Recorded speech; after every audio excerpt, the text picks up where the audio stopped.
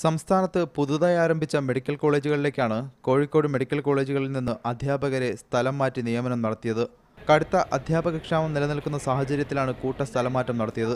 സ്ഥലമാറ്റം ചെയ്യപ്പെട്ട അധ്യാപകർക്ക് പകരം പുതിയ നിയമനം നടത്താത്തതിൽ പ്രതിഷേധിച്ച് വിദ്യാർത്ഥികൾ സൂചനാ പഠിപ്പ് മുടക്ക് സമരം നടത്തി.